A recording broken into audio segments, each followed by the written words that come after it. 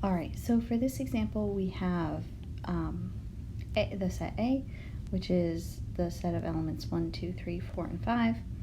And then our function is has domain P of A, which remember is the power set of A, or in other words, the set of all subsets of A. And the codomain is the natural numbers. And so when you're thinking about this, I want you to think of the input is from the power set of A. So the input is a subset of A, and the output is a natural number. And this is how it's defined.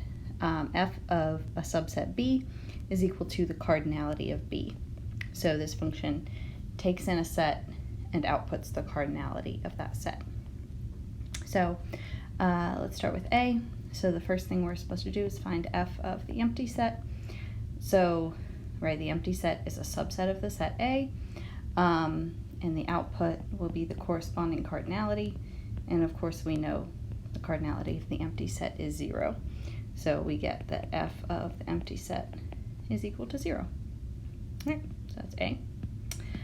B, F of the set containing 1, 3, and 5. So again, this input here is a set, and we know that this function is defined by the output is the corresponding cardinality. So, of course, the set 1, 3, 5 has 3 elements in it, so we say F of the set 1, 3, 5 is equal to 3. All right? And then C, this is an inverse image, so we're looking for F inverse of the set containing 0 and 1. Okay, so we need to think a little bit about what in the world that means in this case. All right, so remember, these values here in this set are output values, right? They're from the codomain of the natural numbers. So let's start with 0. We want to know what inputs or what elements of the domain, which is the power set of A, have the output elements of 0 and 1. Okay, so starting with 0, we know that the only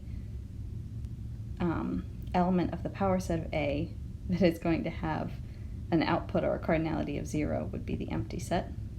All right, well, what else? Let's look at 1. So if the output is 1, then the input value is going to be a set that has cardinality 1. All right, well, what subsets of A have cardinality 1? Well, of course, we have the set containing 1, the set containing 2, the set containing 3, the set containing 4, and the set containing 5.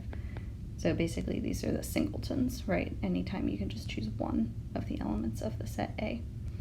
All right, so the inverse image of the set containing 0 and 1 is supposed to be a set, and we just decided that these right here are all of the elements in that set.